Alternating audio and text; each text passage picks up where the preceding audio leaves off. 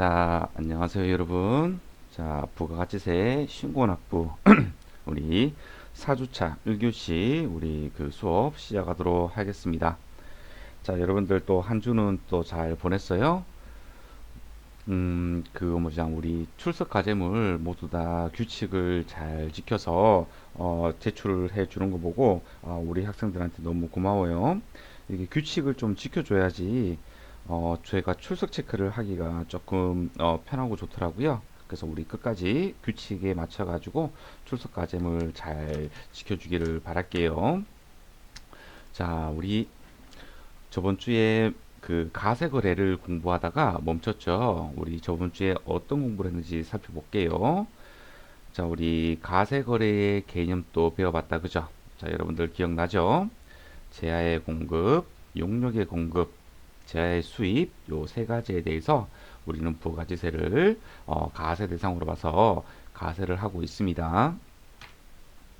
그리고 우리 제야의 개념도 살펴봤어요. 그죠? 재산적 가치가 있는 모든 유채물과 무채물을 말하고, 하지만 수표나 주식, 채권 등의 유가증권, 상품권도 포함이 되죠.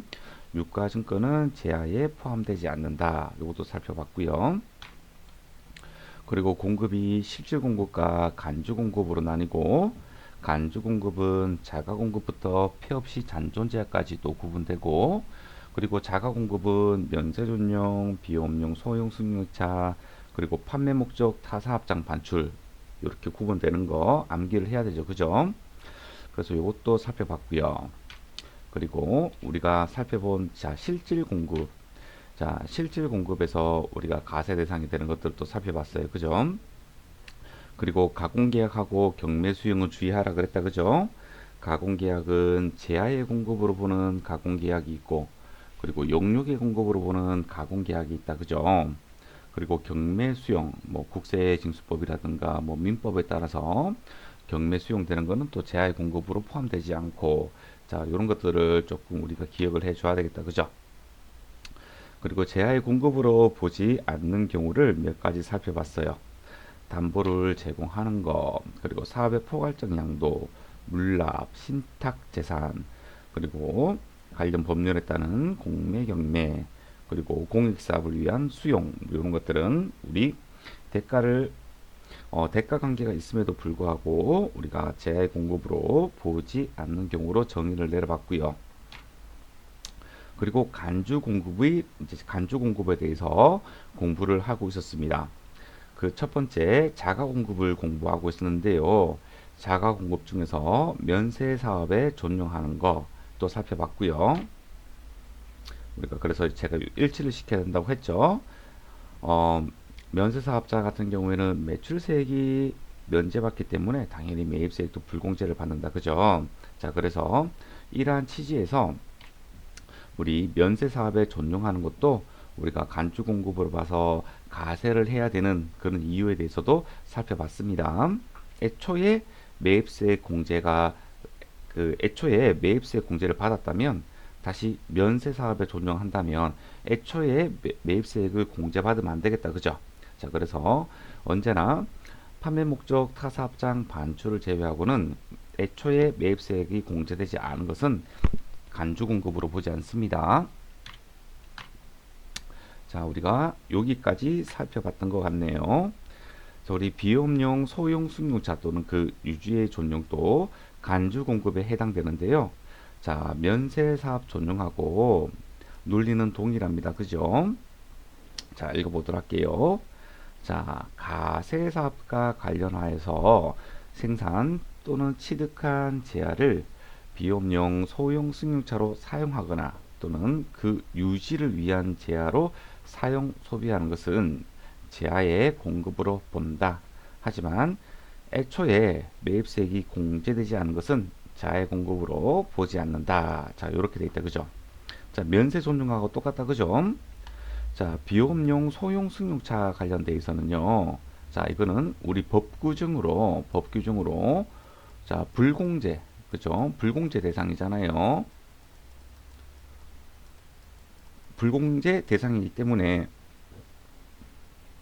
애초에 매입세 공제를 받으면 안 되는 것을 처음에 영업용으로 사용할 목적으로 매입세액을 받았다가 그리고 불공제 대상인 비영업용 소형 승용차 취득이나 또는 그 유지에 사용을 했기 때문에 매입세 불공제 처리를 하는 방식을 간주 공급으로 봐서 매입세액에서 다시 차감을 하는 것이 아니고 매출세액으로 얹은다, 그죠? 네, 이런 식으로 우리 그 애초에 공제받은 매입세액을 그렇게 토해내게 만듭니다. 아셨죠? 자, 우리 택시 같은 것들이죠. 택시 같은 것들 다 영업용이다, 그죠? 자, 자동차 대리점에 우리 소유하고 있는 자동차는 판매용이기 때문에 재고자산입니다. 그죠? 재고자산이니까 당연히 매입세 공제가 가능하겠죠. 자, 하지만 비영업용. 자, 우리 비영업용이라고 했을 때 우리 무엇으로 알아줘야 된다고요? 그렇죠. 업무용이라고 생각을 해야 됩니다. 아셨죠? 자, 그럴 때는 매입세액을 공제받을 수가 없습니다. 자, 우리 현대자동차를 사례로 해가지고 이렇게 돼 있네요. 자, 현대자동차가 소나타를 이제 판매 목적으로 소유를 하고 있습니다.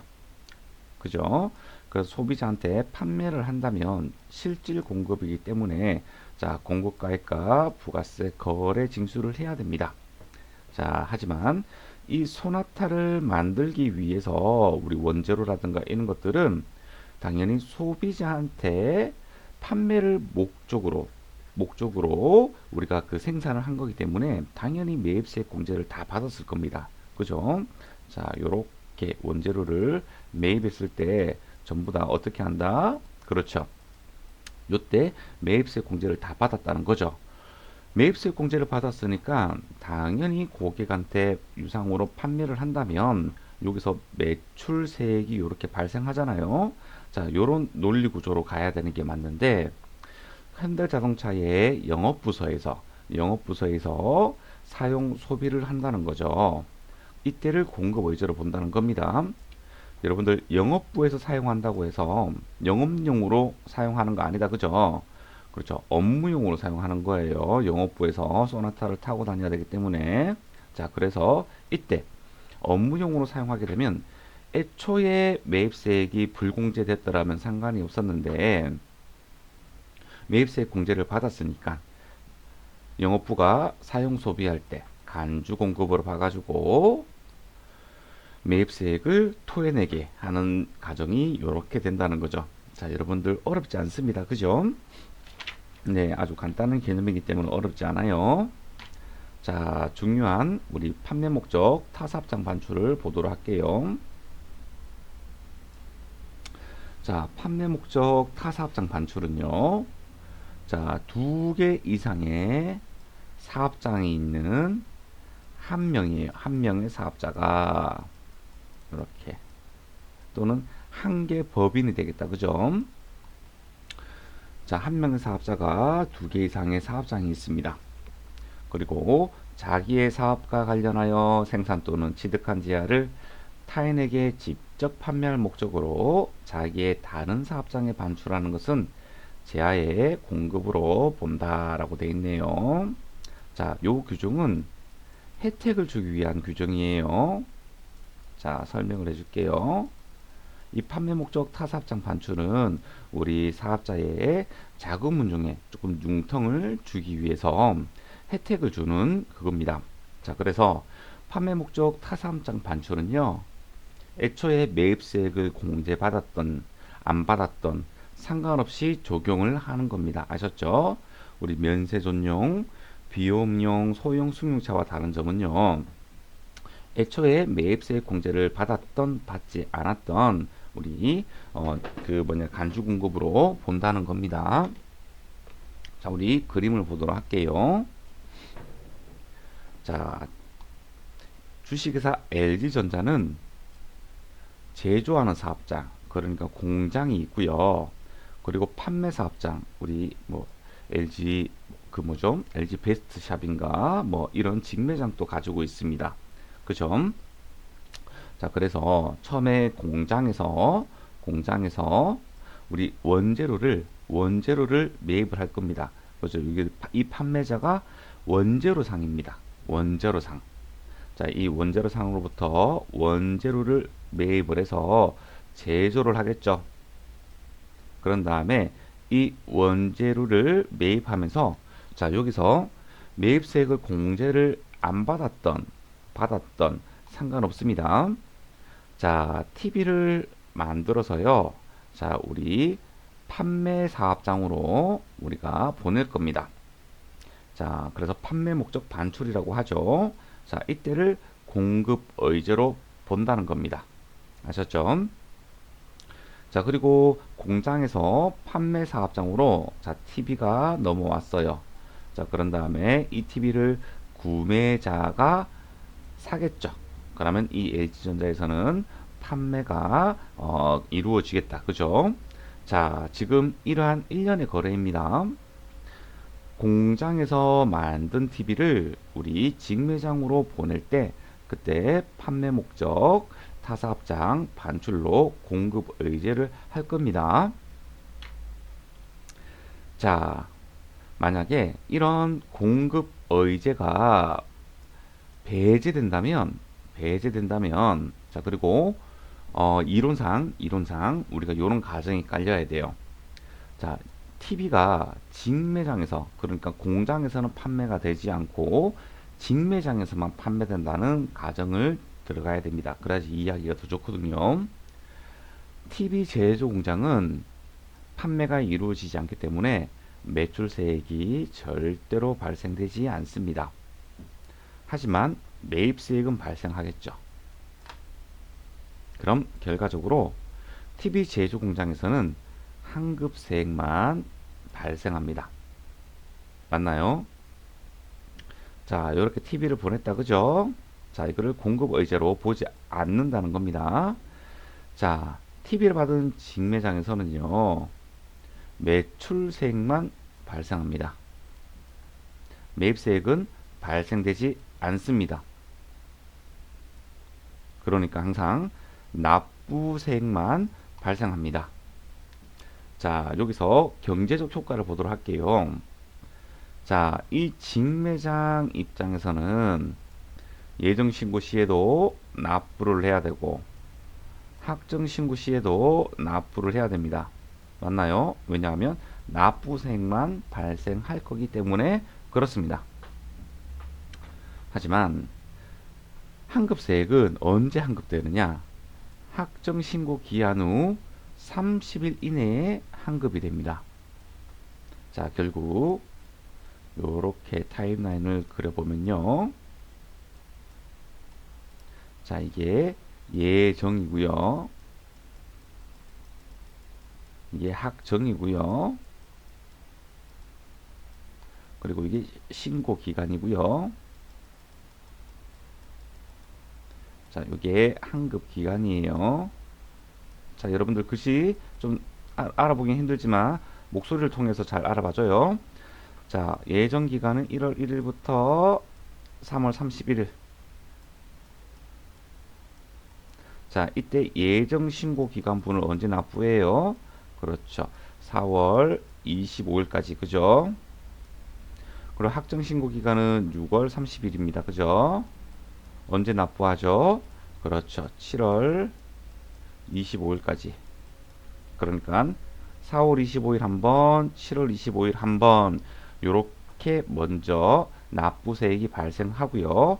환급은 언제 발생하느냐? 자, 7월 25일부터 31일 내잖아요. 그죠? 그러니까 8월 한 중순쯤 돼야 됩니다. 그죠? 한 20일 안에 요렇게 환급이 되겠다. 그죠?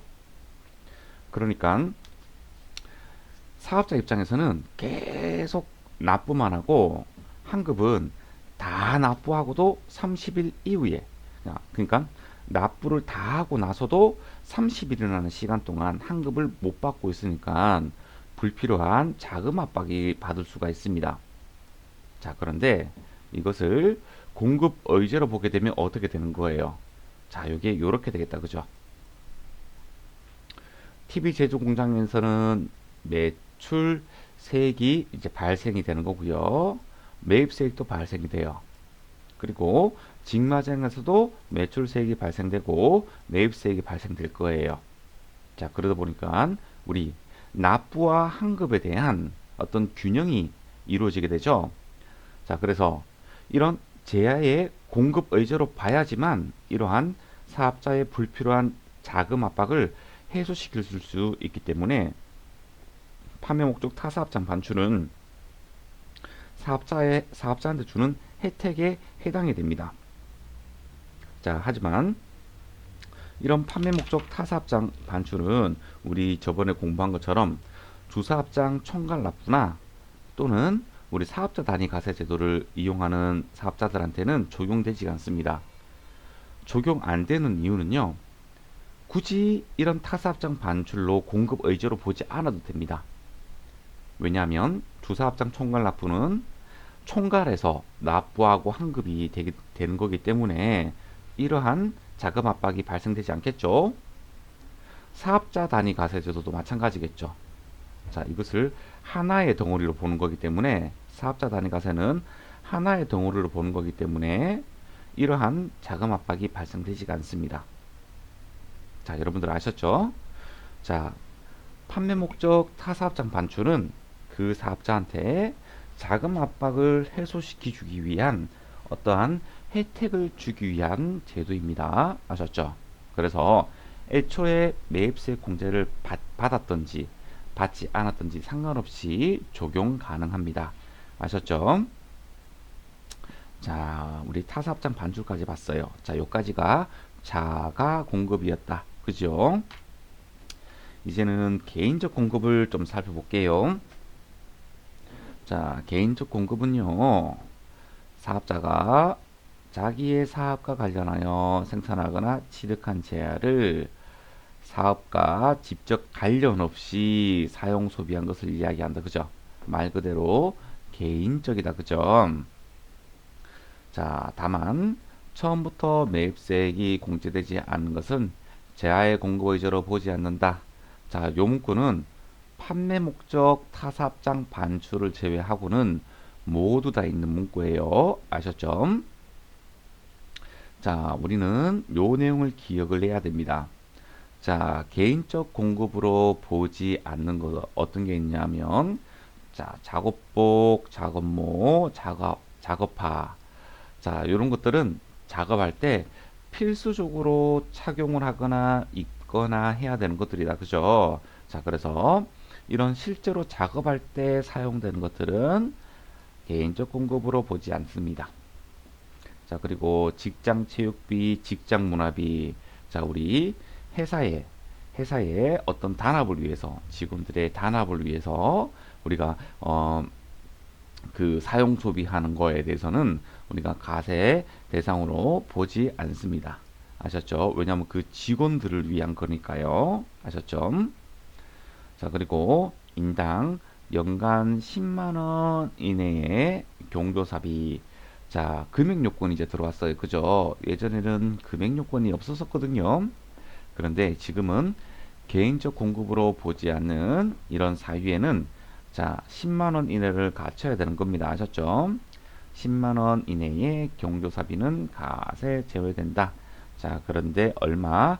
자, 인당 연간 금액입니다. 아셨죠? 자, 삼성전자.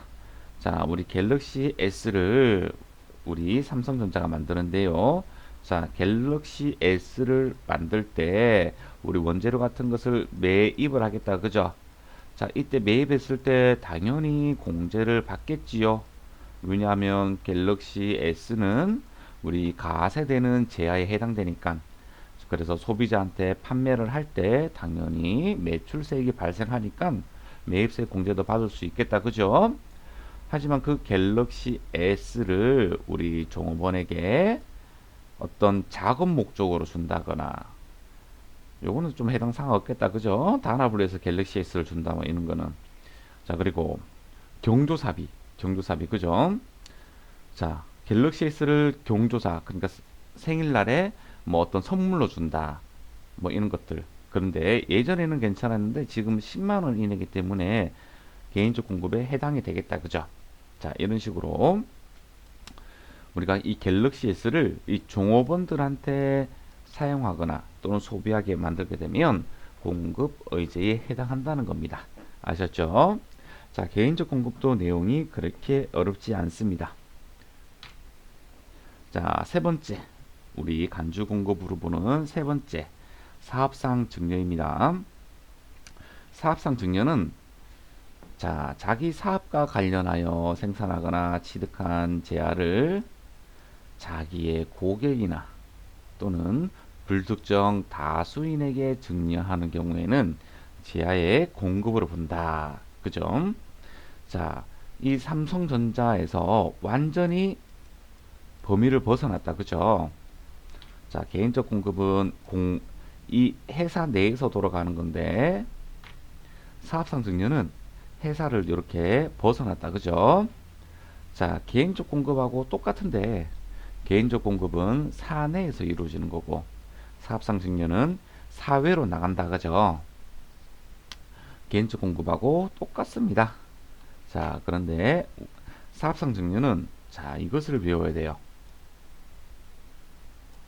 자, 이렇게 6가지에 해당되는 것은요, 우리가 사업상 증여로 보지 않습니다. 자, 어떤 것들이 있을까요?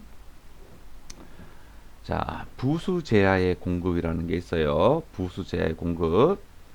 자, 이 부수제야의 공급은요, 자, 주된 거래인 제야의 공급의 대가에 포함되는 것입니다. 자, 우리 갤럭시 S를 생각해 볼까요?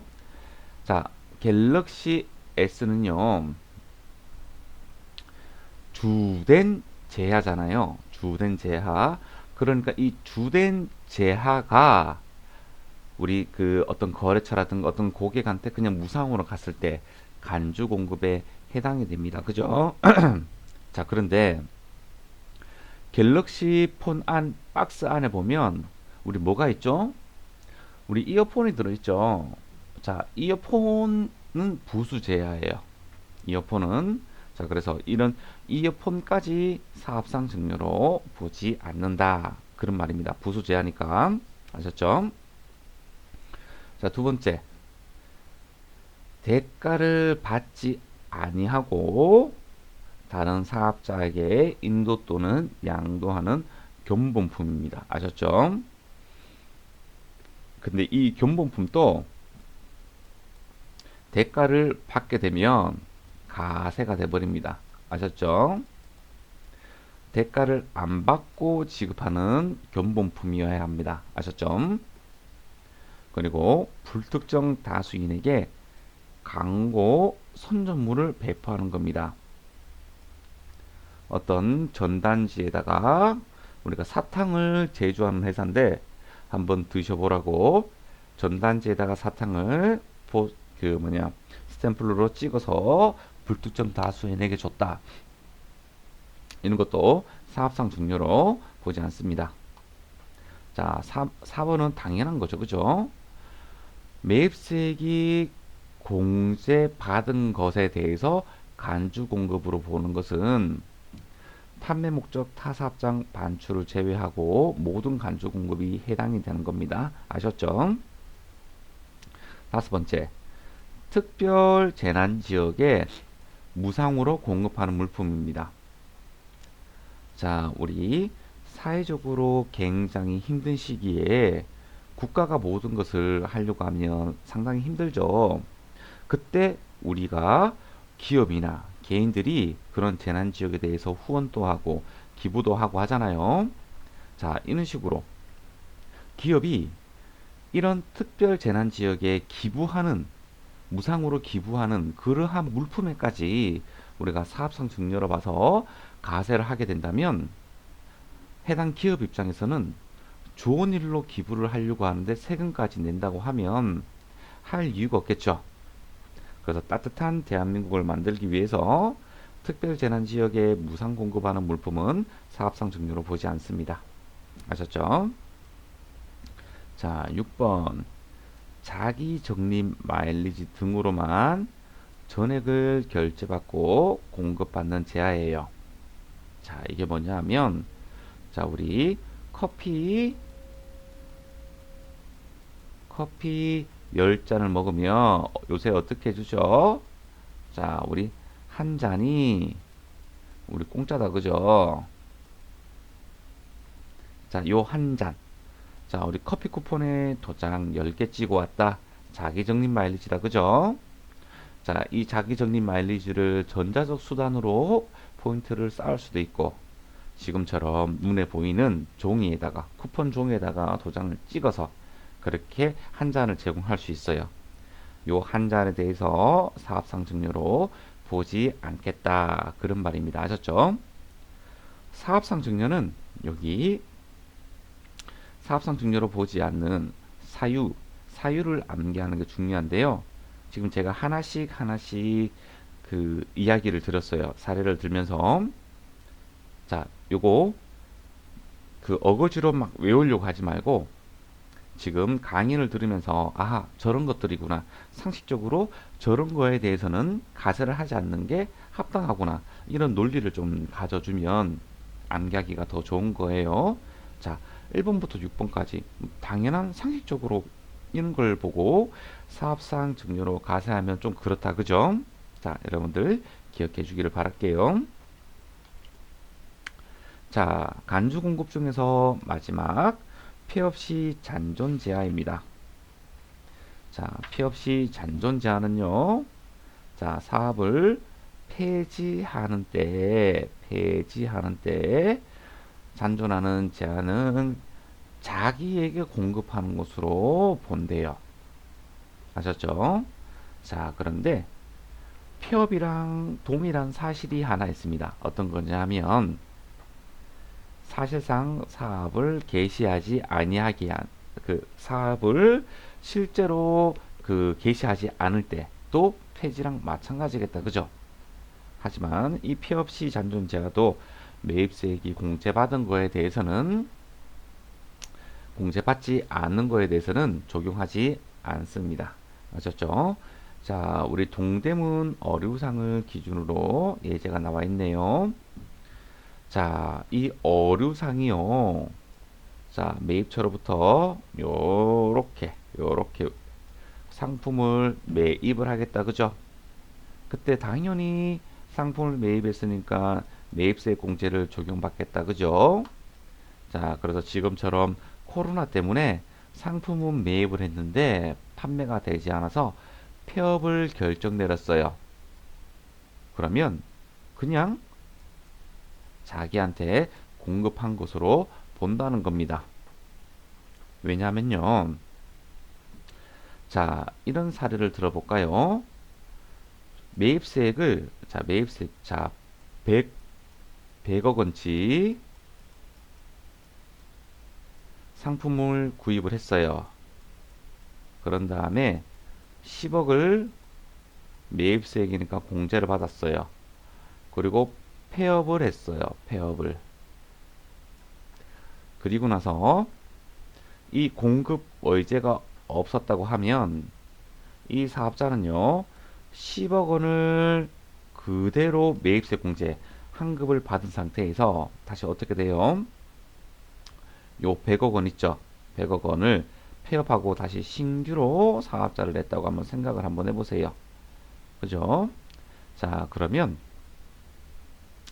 자, 이 100억 원 어떤 그 가치를 매기는 데 있어 가지고 이 100억 원이 100억 원으로 그대로 팔릴 수도 있는 거지만 또는 자, 이런 식으로 폐업을 하면서 다른 뭐 사업자한테 매입세 공제 받은 것을 제외하고 조금 낮은 가격으로 판매를 했다고 했을 때 그쪽 상대방은 매입세 공제를 받지 못하고 하지만 저렴하게 살 수 있고 자꾸 이런 유통 단계가 된다면 국가 입장에서는 매입세액만 환급해 준 꼴이 돼 버리거든요.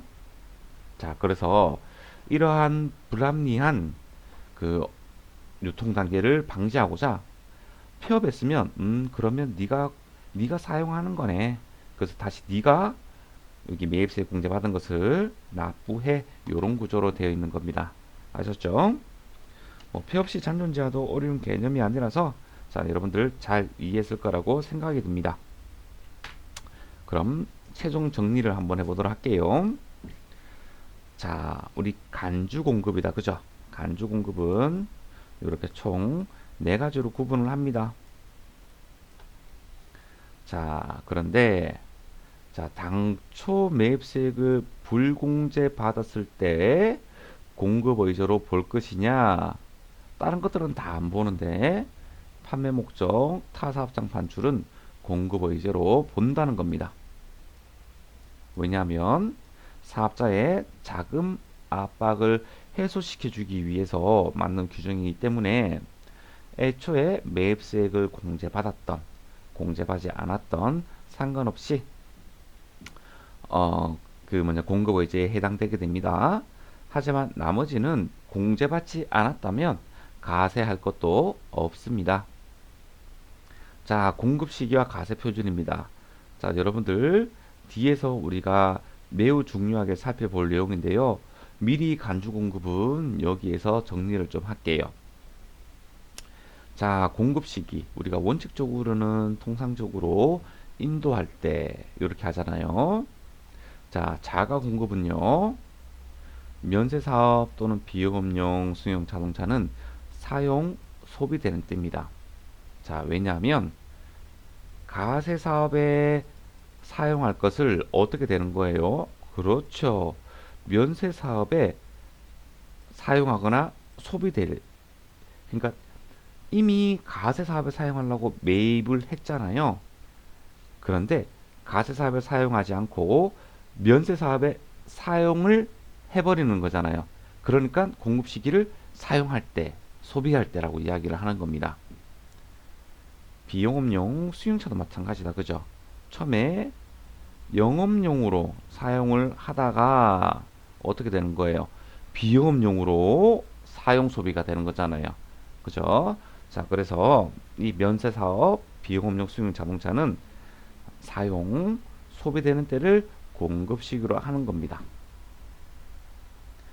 판매 목적 타사업장 반출은요. 그렇죠. 반출하는 때 그 시기를 공급 시기로 보는 겁니다. 자, 개인적 공급. 자, 사내에서 이렇게 이루어진다. 그죠? 이렇게 사내에서 이렇게 이루어지는 거예요. 그러니까 어떻게 해요? 사용, 소비될 때다. 그죠?